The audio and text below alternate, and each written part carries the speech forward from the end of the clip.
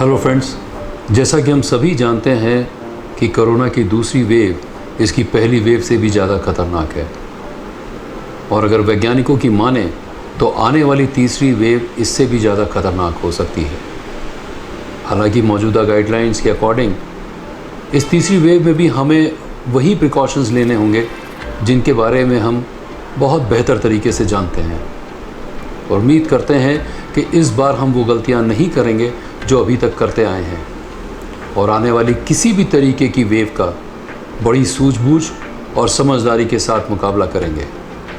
आज हम बात करेंगे ख़ास तौर से उन पेशेंट्स के बारे में जो कोरोना की जंग जीत कर घर तो वापस आ गए, लेकिन अभी भी वो उसके होने वाले कई कॉम्प्लिकेशंस को सफ़र कर रहे हैं। इनमें से कई पेशेंट्स हैं जिनको अभी भी लो फीवर बना रहता है, जिनके मसल्स और जॉइंट में पेन बना रहता है, बहुत वीकनेस उनको लग रही है, उनको सांस लेने में भी अभी तकलीफ़ है और उनके टेस्ट बड्स भी पहले जैसे काम नहीं कर रहे हैं और ना वो उस तरीके से पहले उनकी स्मेल पावर रह गई है। इसी तरीके से इसके अलावा और भी कई उनको प्रॉब्लम्स हो रही हैं, उन्हें किसी भी काम में फोकस करने में, कंसंट्रेट करने में प्रॉब्लम हो रही है, जिसे हम ब्रेन फॉग बोलते हैं मेडिकल लैंग्वेज में। तो आज हम इसी टॉपिक पर बात करने वाले हैं कि किस तरीके से ये पेशेंट्स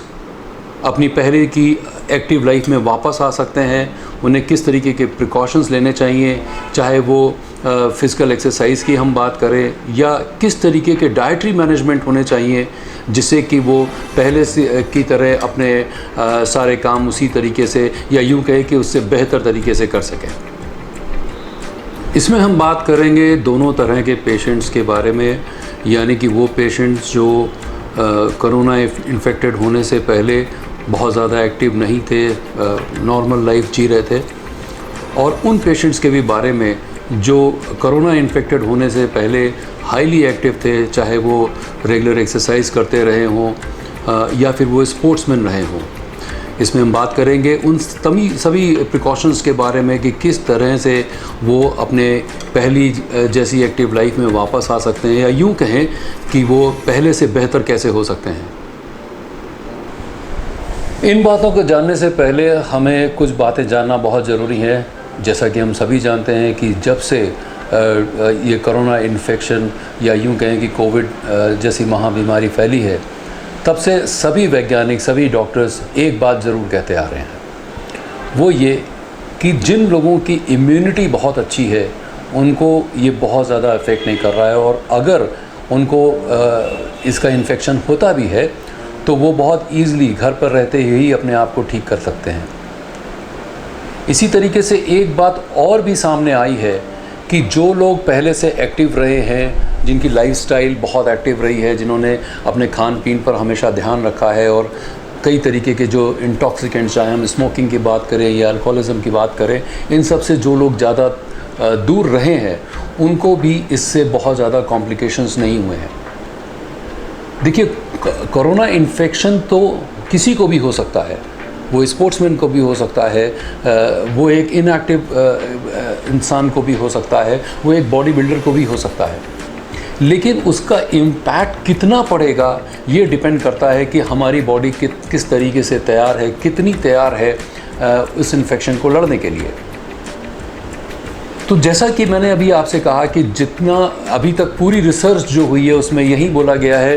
कि जो लोग बहुत ज़्यादा पहले से एक्टिव थे, जिनकी लाइफस्टाइल अच्छी थी, वो बहुत आसानी से इससे इन्फेक्शन से लड़ पाए। और सबसे बड़ी बात तो ये भी है कि इन एक्टिव लोगों में जिनको भी ये इन्फेक्शन हुआ उनको पोस्ट कोविड सिंड्रोम के चांसेस भी बहुत कम हुए या यूँ कहें कि वो बहुत जल्दी रिकवर भी हो गए। तो चलिए ये जानते हैं कि वो क्या रीज़न्स थे जिनकी वजह से ऐसे लोगों में इसके इन्फेक्शन के बहुत ज़्यादा साइड इफ़ेक्ट्स नहीं हुए और अब जिन लोगों को भी इस तरीके के साइड इफ़ेक्ट्स हैं, जो कोरोना की जंग से जीत चुके हैं, उन्हें अब क्या करना चाहिए। चाहे वो हम एक्सरसाइज की बात करें, चाहे उनके डाइटरी मैनेजमेंट की बात करें, तो उन्हें अब कौन से प्रिकॉशंस अभी लेने हैं जिससे वो जल्दी से जल्दी अपनी पुरानी जैसी लाइफ में वापस आ सकें या यूँ कहें कि अपने से पहले से बेहतर लाइफ में वापस आ सकें। इसे और बेहतर तरीके से समझने के लिए हमें पहले ये जानना होगा कि हमारी बॉडी में किसी भी तरीके का इन्फेक्शन, चाहे वो बैक्टीरियल इन्फेक्शन हो, कोई वायरल इन्फेक्शन हो या कोई फंगल इन्फेक्शन हो, उस इन्फेक्शन को लड़ने के लिए हमारी बॉडी का रिएक्शन ऑलमोस्ट सिमिलर रहता है। यानी कि हम और ज़्यादा एंटीबॉडीज़ बनाते हैं, हमारा इम्यून सिस्टम बहुत जल्दी एक्टिव हो जाता है, जिससे कि वो जल्दी से जल्दी उस इन्फेक्शन को ख़त्म कर सके। और ये फीवर भी उसमें एक ही है कि हमारी बॉडी का टेम्परेचर रेज़ होता है, जिसकी वजह से उस जो पैथोजन है उसको किल किया जा सके। हम और ज़्यादा म्यूकस प्रोड्यूस करते हैं, जिससे कि वो पैथोजन म्यूकस के थ्रू बॉडी से बाहर निकल सके। हालांकि प्रॉब्लम्स तब ज़्यादा होती हैं कि जब हमारा जो टेम्परेचर रेगुलेटर सिस्टम है वो फेल हो जाता है, या हम ज़रूरत से ज़्यादा म्यूकस प्रोड्यूस करने लगते हैं, जिसकी वजह से हमारे लंग्स वगैरह जो है उनकी कैपेसिटी कम हो जाती है और हमें ब्रीदिंग में हमें प्रॉब्लम होने लगती है। तो अगर आपकी बॉडी पहले से ज़्यादा स्ट्रॉन्ग है, अगर आप एक्टिव लाइफ जीते रहे हैं, तो उस कंडीशन में हमारी बॉडी की ये सारे सिस्टम इस तरीके के तमाम इन्फेक्शंस को लड़ने के लिए पहले से बहुत मजबूत होती है, और इसका बुरा असर उन्हें बहुत कम पड़ता है। और यही कारण है कि जितने भी लोग जो एक्टिव हैं, क्योंकि ख़ास तौर से जो फ़िज़िकली एक्टिव लोग हैं वो बहुत अपने रिजीम को फॉलो करते हैं, अपने डाइट को भी काफ़ी फॉलो करते हैं, और काफ़ी तरीके के जो इंटॉक्सिकेंट्स वगैरह हैं वो उनसे अपने आप को दूर रखते हैं, और उनका इम्यून सिस्टम, उनकी बॉडी के सारे सिस्टम्स बहुत स्ट्रॉन्ग होते हैं। चाहे हम उनके मस्कुलर सिस्टम की बात करें, उनके cardiovascular system, cardio respiratory system की बात करें, या फिर उनके एंडोक्राइन सिस्टम या डाइजेस्टिव सिस्टम, सारे सिस्टम्स की अगर हम बात करें तो उनके ये सारे सिस्टम्स बहुत स्ट्रॉन्ग होते हैं, और जो उन्हें हेल्प करते हैं इस तमाम तरीके के जो इन्फेक्शंस हैं उनको फाइट करने के लिए। अब कोरोना के भी केस में कुछ ऐसा ही है कि कोरोना का इन्फेक्शन जब हमें होता है तो हमारी बॉडी का जो प्रोटेक्टिव मैकेनिज़्म है वो एक्टिवेट हो जाता है, और हमारी बॉडी के सारे सिस्टम जो है उससे फाइट करने में लग जाते हैं। और अगर आप पहले से स्ट्रॉन्ग नहीं हैं, जो ज़्यादातर इस केसेस में होता है कि जो लोग डायबिटिक हैं, या जो ब्लड प्रेशर के पेशेंट है, या जिनका कोई ऑर्गन ट्रांसप्लांटेशन हुआ है, या कैंसर के पेशेंट है, या किसी भी तरीके के दूसरी बीमारी से जूझ रहे हैं, तो उस कंडीशन में उनकी बॉडी ऑलरेडी पहले किसी एक बीमारी के लिए जूझ रही थी, और अब उनको ऊपर से और अगर इन्फेक्शन होता है तो उस कंडीशन में उनको कॉम्प्लिकेशंस बहुत ज़्यादा हो सकते हैं। उनको और ज़्यादा आईसीयू की ज़रूरत पड़ सकती है, या वेंटिलेटर्स की ज़रूरत पड़ सकती है। और जैसा कि आपने देखा कि दूसरी लहर के दौरान ज़्यादातर ऐसे ही केसेस आए जो या तो पहले से बीमार थे, या बहुत ज़्यादा एजेड थे, जिनकी बॉडी बहुत पहले से वीक हो चुकी थी, बहुत इनएक्टिव लाइफस्टाइल जीते रहे। तो हमें अब आने वाले टाइम में बस इन्हीं सब चीज़ों का ध्यान रखना है कि किस तरीके से हम इन चीज़ों को दूर करके अपने आप को पहले से बेहतर बना सकें। चलिए अब बात करते हैं कि हम किस तरीके से ये पोस्ट कोविड सिंड्रोम से या इससे होने वाले कॉम्प्लिकेशन से कैसे जल्दी रिकवर हो सकते हैं। चाहे आप एक्टिव रहे हों या इनएक्टिव रहे हों, कुछ टाइम के लिए तो ये वायरस आपको परेशान करता ही है, इर्रिस्पेक्टिव कि आप नेगेटिव आ जाएं, आपकी रिपोर्ट नेगेटिव आ जाए, उसके बावजूद भी आपको इस तरीके के कॉम्प्लिकेशंस हो सकते हैं। देखिए, सबसे पहली चीज़ तो हमें ये समझनी होगी कि जैसे मैंने अभी आपको बताया कि इस इन्फेक्शन को फाइट करने के लिए हमारी बॉडी के सारे सिस्टम्स लग जाते हैं, और ये एक वो सिचुएशन होती है जिस समय हम बहुत ज़्यादा वीक फील करते हैं, हमें तमाम तरीके के जॉइंट पेन्स वगैरह, मसल पेन वगैरह, ये सब चीज़ें होता है, अनईजीनेस फील होता है हमें। लेकिन ये हमें समझना होगा कि ये एक हमारी बॉडी का एक प्रोटेक्टिव मैकेनिज़्म है, और अब हमें उसे हील देने के लिए टाइम देना होगा। और हम बहुत जल्दी अगर कोशिश करेंगे कि हम बहुत जल्दी अपनी पुरानी लाइफस्टाइल में जल्दी से जल्दी वापस आ जाएं, तो ऐसा नहीं होने वाला। और अगर आप ऐसा करते हैं तो हो सकता है कि ये कॉम्प्लिकेशंस बढ़ जाएं, और हो ये भी सकता है कि आपको रीहॉस्पिटलाइज होना पड़े। ये समझ करके चलिए कि आपको पूरी तरीके से फ़िज़िकली रिकवर होने में 4 से 6 हफ्ते तक लग सकते हैं। ये डिपेंड करता है कि आपका ये इन्फेक्शन कितना सीवियर रहा है। तो हमें बहुत स्लो प्रोग्रेस करनी होगी। शुरुआत के कम से कम 1 से 2 हफ्ते हमें मैक्सिमम अपना समय जो है वो रेस्ट देने में लगाना होगा। और बीच बीच में कुछ हल्की फुल्की फ़िज़िकल एक्सरसाइज आप कर सकते हैं, जिसमें आप थोड़ा सा मूव कर सकते हैं, थोड़ा सा वॉक कर सकते हैं, उसके बाद आप बैठ सकते हैं। और अगर आपको अनईजीनेस फील करते हैं आप, और तो अपनी बॉडी के अकॉर्डिंग आप अपनी क्षमता के अनुसार ही फ़िज़िकल एक्टिविटीज़ में इन्वॉल्व हों। ऐसा बिल्कुल भी नहीं है कि अगर आप ये सोचते हैं कि आप बहुत ज़्यादा एक्सरसाइज करेंगे तो जल्दी रिकवर होंगे, तो ऐसा नहीं होने वाला। तो इन सब चीज़ों के लिए हमें बहुत प्रोग्रेसिवली फ़िज़िकली एक्टिव होना होगा। तो शुरुआत के 1 से 2 हफ्ते हमें ज़्यादा से ज़्यादा रेस्ट लेना होगा। हमें कोशिश ये करनी होगी कि हम बहुत हल्की फुल्की जो रोज़मर्रा की जो हमारी जो लाइफस्टाइल है उसके अलावा हम बहुत ज़्यादा एक्टिव ना रहें। और उसके बाद हम एक्सरसाइजेज शुरुआत कर सकते हैं, जिसमें योगा बहुत इम्पॉर्टेंट रोल प्ले कर सकता है। और अगर योगा के कुछ सिंपल आसन आप करते हैं, उन आसनों से आपकी ना केवल फ्लेक्सिबिलिटी इम्प्रूव होगी, बल्कि आपका जो जॉइंट पेन हो रहा है उसमें भी आपको रिलैक्सेशन मिलेगा। इसके अलावा आप ब्रीदिंग एक्सरसाइज भी कर सकते हैं, जिसमें अनुलोम विलोम और प्राणायाम वगैरह भी ऐसी ब्रीदिंग प्रोसेसेस हैं जिससे ना केवल आपकी लंग कैपेसिटी बढ़ेगी, बल्कि इससे आपके बाकी ऑर्गन्स को भी ज़्यादा ऑक्सीजनेटेड ब्लड की सप्लाई बढ़ेगी और उनको रिकवर होने में भी हेल्प मिलेगी। और रही बात अगर आप दूसरी फ़िज़िकल एक्टिविटीज़ की, ख़ास तौर से उन लोगों के लिए जो स्पोर्ट्समैन हैं, उनको रिकवर होने में, उनको पहले जैसे वापस आने में थोड़ा टाइम लग सकता है, और उनको भी बहुत ही प्रोग्रेसिव तरीके से आगे बढ़ना होगा, क्योंकि ये वो पीरियड है कि अगर वो जल्दबाजी करते हैं तो हो सकता है कि वो ओवर ट्रेन करने लग जाएं, या इंजरीज़ के चांसेस बढ़ जाएं, या उनमें री इन्फेक्शन के चांसेस भी बढ़ सकते हैं। तो इस कंडीशन में हमें ये ध्यान रखना है कि फ़िज़िकल एक्टिविटीज़ हमें बहुत प्रोग्रेसिवली करनी है। हमें अपनी, जिसे हम लोग बोलते हैं कि लिसन टू योर बॉडी, यानी कि आपको ये देखना है कि अगर आपको कोई भी किसी भी तरीके की फ़िज़िकल एक्टिविटी जो बहुत ज़्यादा एक्सर्शन दे रही है, हमें उसे रोक देना है वहाँ पर, और रेस्ट लेने के बाद फिर धीरे धीरे उसे शुरू करना है।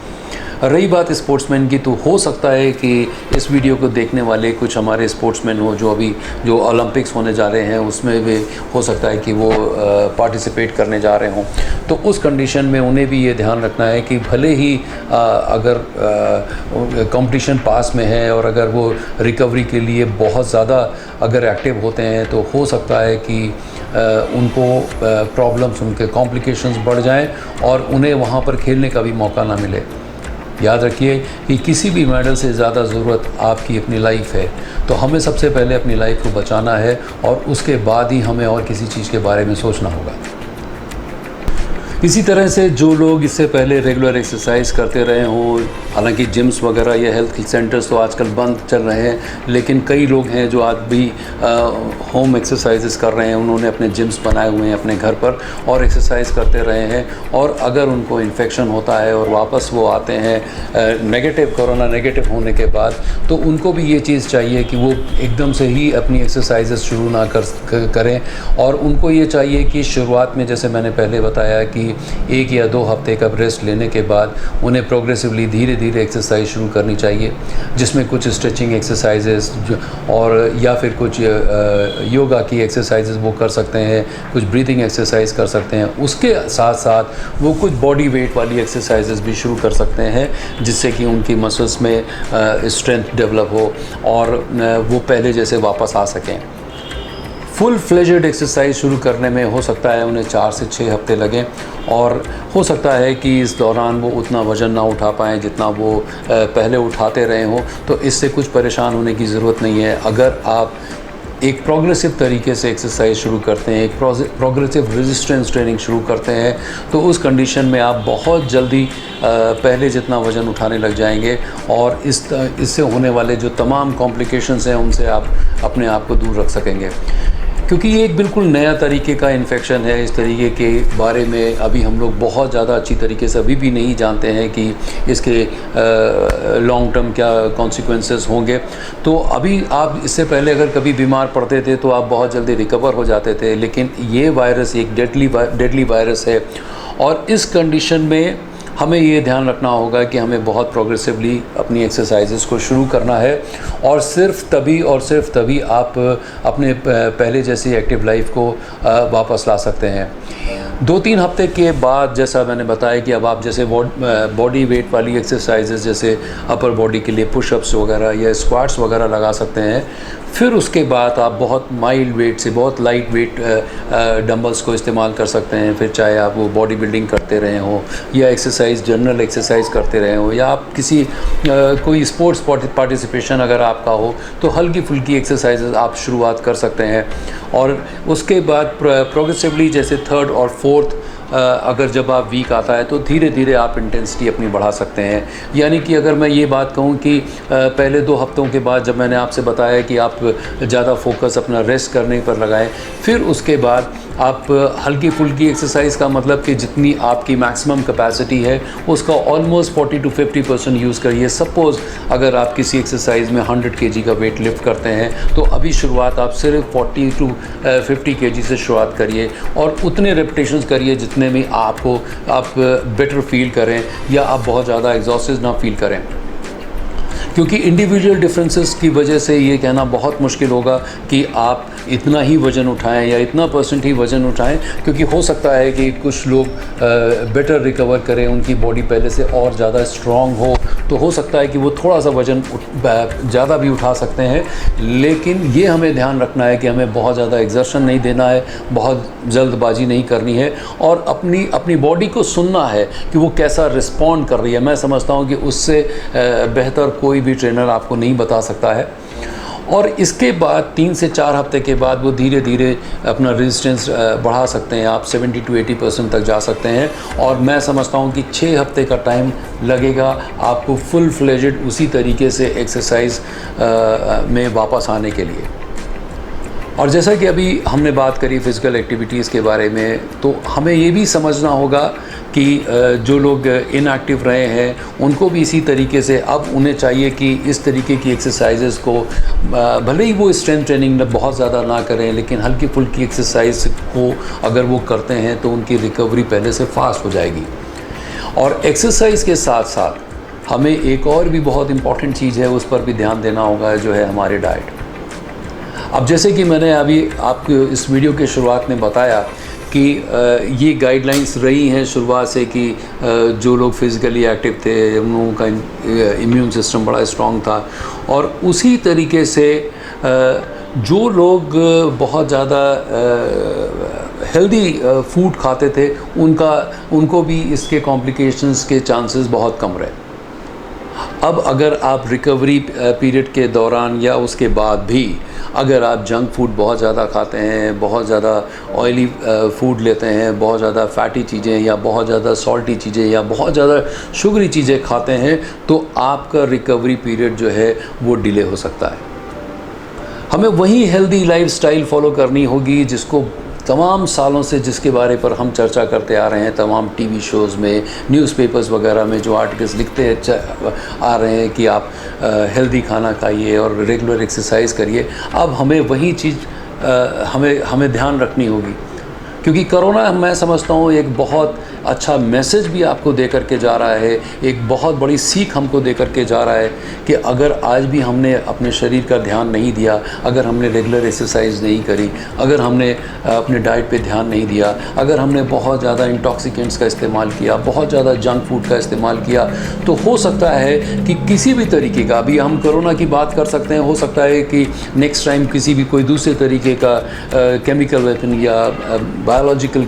वेपन या किसी भी तरीके का दूसरा वायरस भी आ सकता है।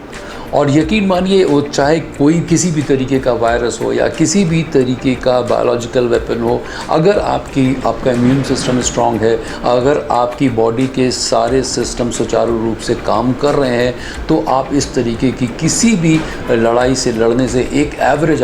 इंसान से जो कि इस तरीके की किसी भी फिज़िकल एक्टिविटीज़ में इन्वॉल्व नहीं है, जो अपने खान पीन पर ज़्यादा ध्यान नहीं दे रहा है, उससे आप हमेशा बेटर रहेंगे।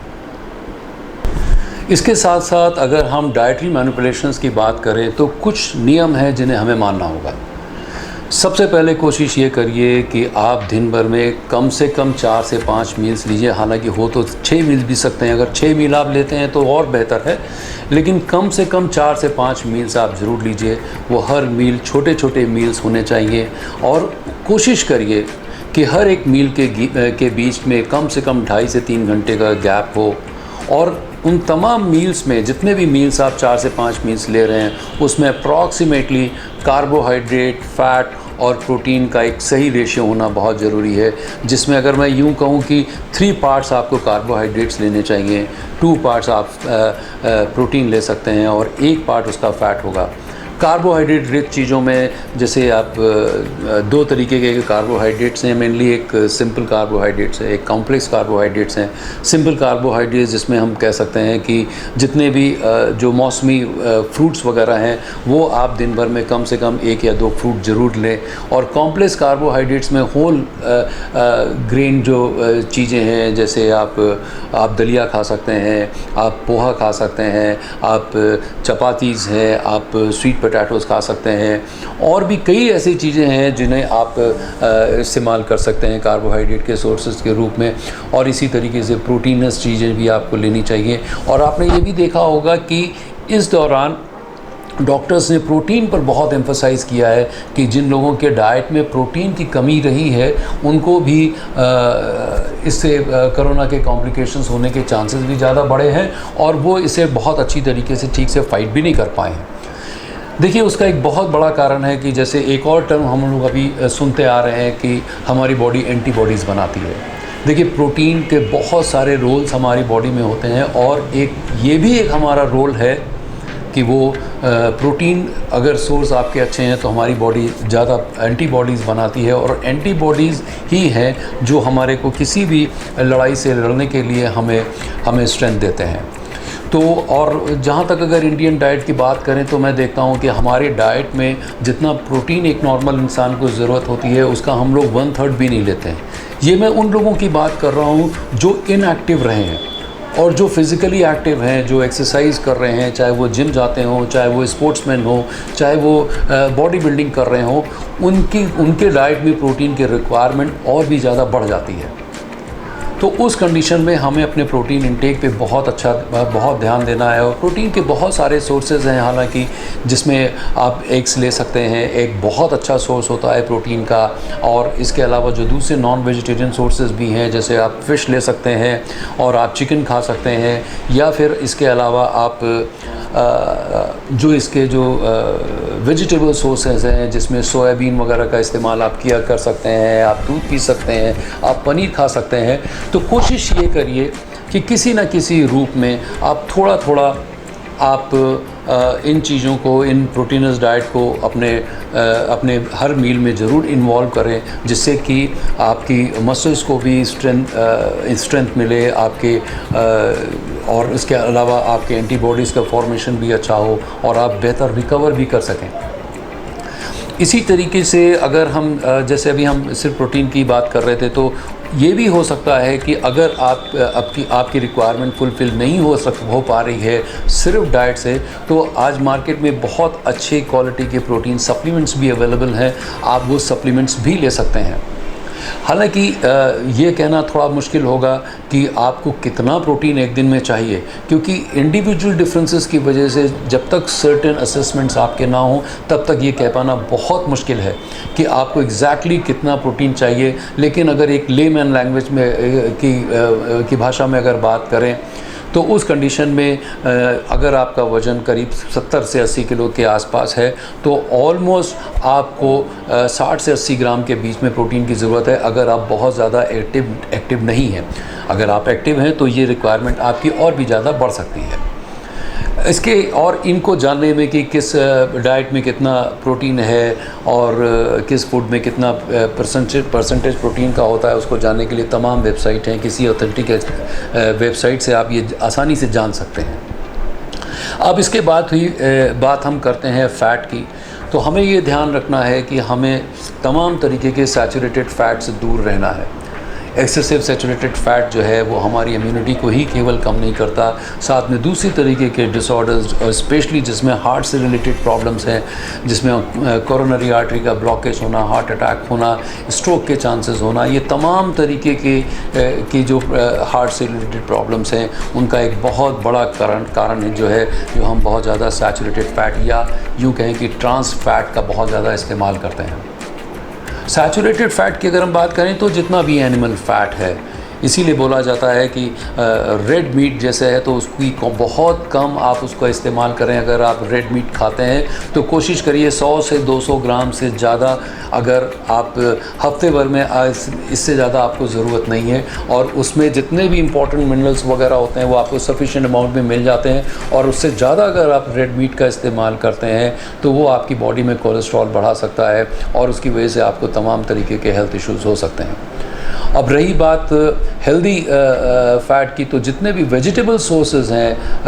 ऑयल के, चाहे आप सनफ्लावर ऑयल लें, सैफफ्लावर ऑयल लें, या फिर कनोला ऑयल लें, या फिर आप ऑलिव ऑयल लें, बहुत कई तरीके के, इवन आप जो हमारे यहाँ जो सरसों का तेल का जो इस्तेमाल होता है ये हेल्दी फैट्स में आता है। लेकिन हमें ये ज़रूर ध्यान रखना है कि हमें सिर्फ इसका एक पोर्शन ही इस्तेमाल करना है। अगर हेल्दी फैट है तो इसका मतलब ये नहीं कि हम बहुत ज़्यादा खाएंगे तो हमें ज़्यादा फ़ायदा होगा, क्योंकि फ़ैट में कैलोरीज़ बहुत ज़्यादा होती है। अगर हम सिर्फ कैलोरीज़ की बात करें तो 1 ग्राम अगर हम फ़ैट ले रहे हैं तो हमें ऑलमोस्ट 9 कैलोरीज़ उसमें मिल रही हैं।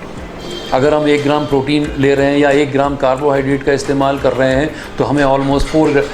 कैलोरीज़ मिल रही है। तो यानी कि फ़ैट में जो कैलोरीज़ हैं वो ऑलमोस्ट डबल होती हैं फ़ैट और प्रोटीन और कार्बोहाइड्रेट के कंपैरिजन में।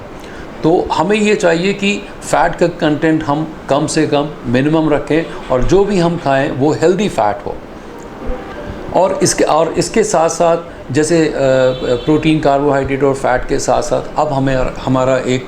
जो इम्पोर्टेंट विटामिन्स और मिनरल्स का भी हमें ध्यान रखना होगा। जैसे कि हम शुरू से सुनते आ रहे हैं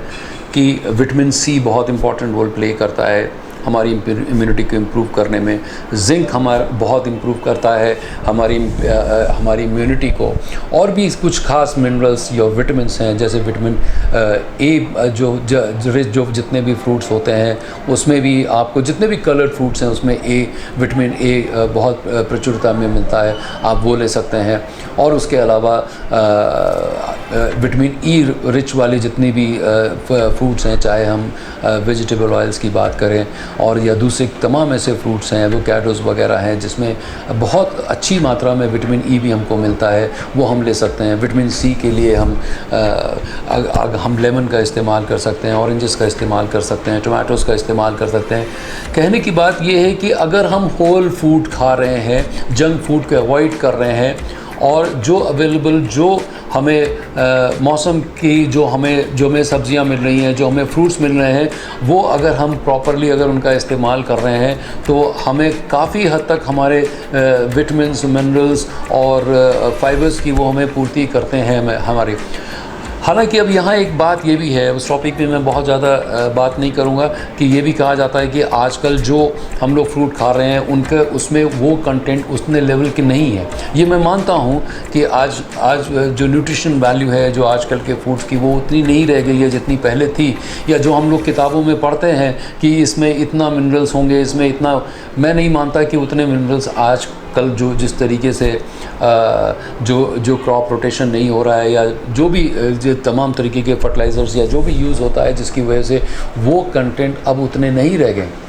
लेकिन उसके बावजूद वो इतने अभी भी है कि आपको वो उससे आप सर्वाइव कर सकें।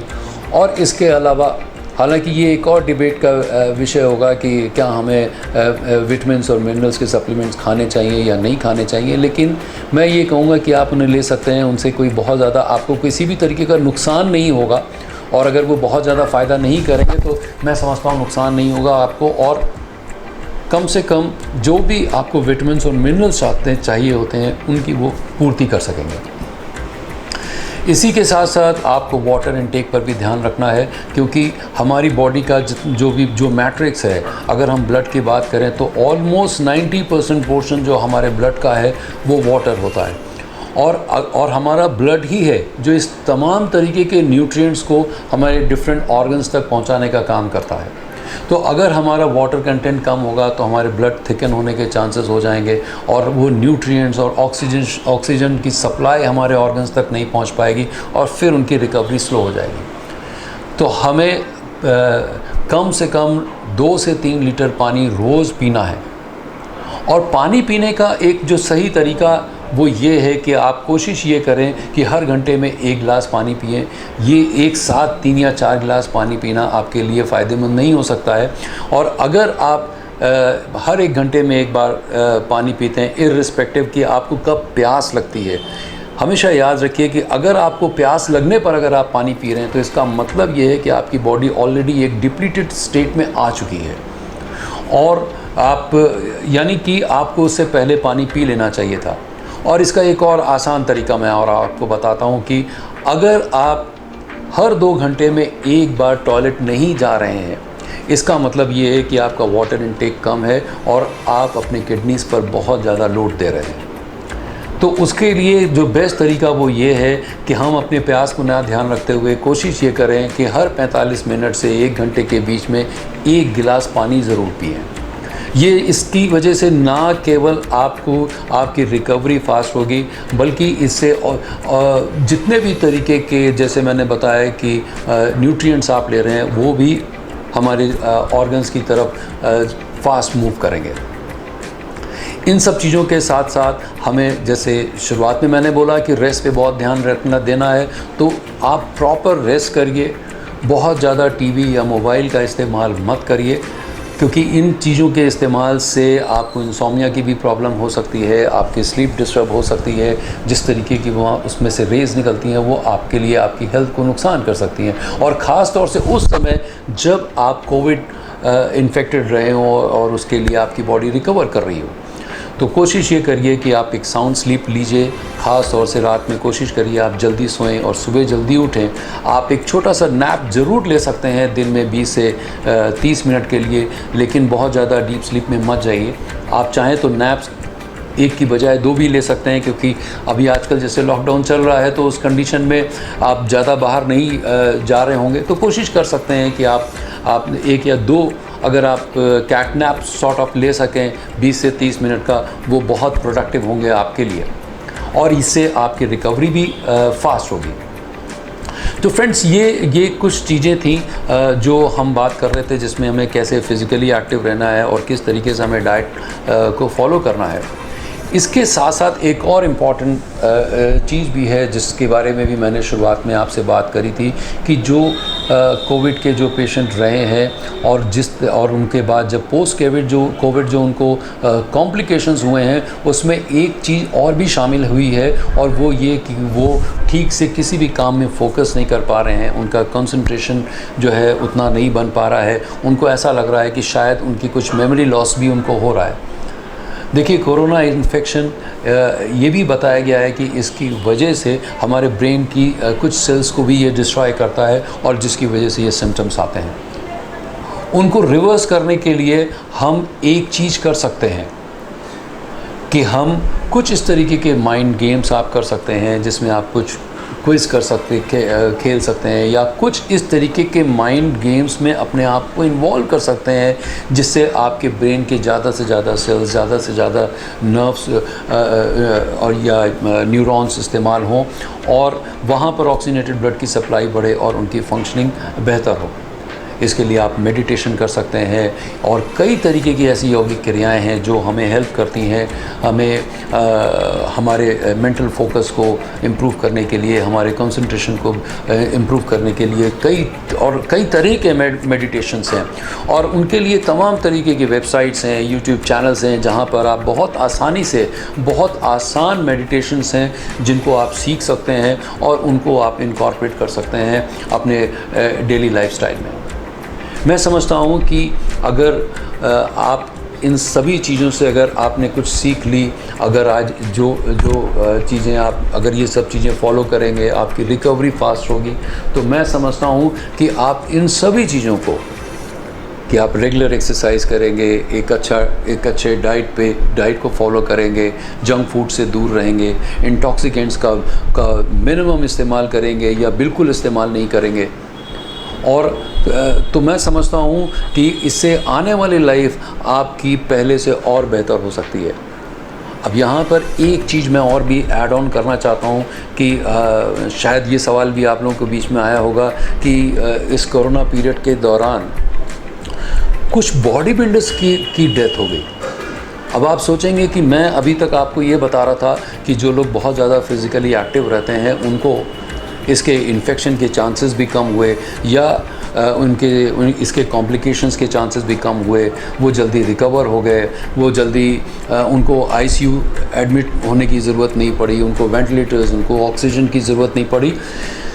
लेकिन फिर ऐसा क्यों हुआ कि कई ऐसे जो टॉप मोस्ट हमारे देश के बॉडी बिल्डर्स थे, उनमें से कई बॉडी बिल्डर्स की उनकी इस कोरोना इन्फेक्शन की वजह से डेथ हुई।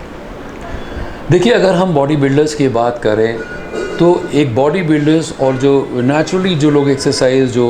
करते हैं बिना किसी ड्रग्स को इस्तेमाल किए, क्योंकि बॉडी बिल्डर्स को अपनी मसल्स को बड़ा करने के लिए कुछ ख़ास तरीके के स्टेरॉइड्स और अलग कुछ और ड्रग्स का इस्तेमाल करना पड़ता है।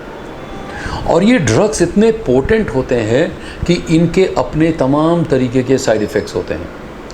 इनमें से कुछ ऐसे भी ड्रग्स हैं जो हमारी बॉडी में उस तरीके के हार्मोन्स का सिक्रीशन बढ़ा देते हैं जो ख़ास तौर से उन लोगों के भी बड़े होते हैं जो डिप्रेशन का शिकार होते हैं या वो किसी दूसरी तरीके की बीमारी के शिकार, जैसे मैंने बात करी ब्लड प्रेशर या डायबिटीज़ का शिकार होते हैं। उनमें जो हार्मोन्स ज़्यादा होते हैं वैसे ही हार्मोन्स इनमें भी बड़े होते हैं, जिनमें एक बहुत इम्पॉर्टेंट जो हार्मोन है उसका नाम है कॉर्टिसोल। अगर हमारी बॉडी में कॉर्टिसोल का सिक्रीशन बहुत ज़्यादा बढ़ा हुआ होता है तो वो न केवल हमारी बॉडी को कैटाबॉलिज्म यानी सेल्स को डिस्ट्रॉय करता है, बल्कि वो हमारी इम्यूनिटी को भी कम करता है। और अगर आपने जो आप दवाइयाँ खाते रहे हैं अपनी बॉडी को बिल्ड करने के लिए, उसमें कोई भी आपने इम्बैलेंस किया है, हो सकता है कि इस दौरान आपको जो आप साइकिल चला रहे हों, स्टेरॉइड की साइकिल जो आप चला रहे हों, उसमें कुछ भी इरेगुलरिटी रही हुई हो, तो उस कंडीशन में आपकी बॉडी में कॉर्टिसोल का लेवल इतना ज़्यादा बढ़ गया हो कि आपकी इम्यूनिटी बहुत सप्रेस हो गई हो और कोरोना ने आपका बहुत ज़्यादा नुकसान किया और यहाँ तक कि यही कारण रहा है कि जिसकी वजह से कुछ बॉडी बिल्डर्स की डेथ तक हो गई। एनीवेज़, मैं हमेशा यही सलाह देता हूँ कि आपको हमेशा नेचुरल रहना चाहिए आप, और एक मॉडरेशन में एक्सरसाइज करिए। बहुत ज़्यादा एक्सरसाइज की ज़रूरत नहीं है, ओवर ट्रेन करने की आपको ज़रूरत नहीं है। ऐसा बिल्कुल मत सोचिए कि अगर आप ज़्यादा एक्सरसाइज करेंगे तो आपको ज़्यादा फ़ायदा होने वाला है, ऐसा बिल्कुल भी नहीं है। या कोई एक अच्छी डाइट, या आप ये सोचते हैं कि आप बहुत ज़्यादा प्रोटीन का इंटेक करेंगे तो वो भी आपके लिए बहुत फ़ायदेमंद होगा, ऐसा कुछ नहीं है। एक बैलेंस डाइट, एक बैलेंस एक्सरसाइज ही हमें चाहिए अपनी ओवरऑल अपनी लाइफ को बैलेंस रखने के लिए और इन तमाम तरीके के इन्फेक्शन से अपने आप को बचाने के लिए, और अगर ये इन्फेक्शंस होते हैं तो उनसे बहुत स्ट्रांगली लड़ने के लिए। मैं समझता हूँ कि ये कुछ चीज़ें हैं जो शायद अभी से पहले हम नहीं फॉलो करते आए, लेकिन मैं उम्मीद करता हूँ कि आने वाले टाइम में अगर आप बहुत इनएक्टिव रहे हैं तो प्लीज़ अब आप इन चीज़ों को फॉलो करना शुरू करिए। इसके अलावा आपको अगर किसी भी तरीके की अगर जानकारी लेनी है, अगर आपको किसी भी तरीके की आप हेल्प चाहते हैं, तो इस वीडियो में जो मैंने आपको नंबर बताया है, आप उस नंबर से मेरे से डायरेक्ट आप मेरे को कांटेक्ट कर सकते हैं। और आपकी किसी भी तरीके से की जो इस फील्ड से आपकी फ़िज़िकल या आपके मेंटल इश्यूज़ या फिर आपके जो डाइट से रिलेटेड किसी भी तरीके की प्रॉब्लम है, आप मुझे कांटेक्ट कर सकते हैं। मैं फ्री ऑफ कॉस्ट आपको उसके सजेशंस दूंगा। Thank you.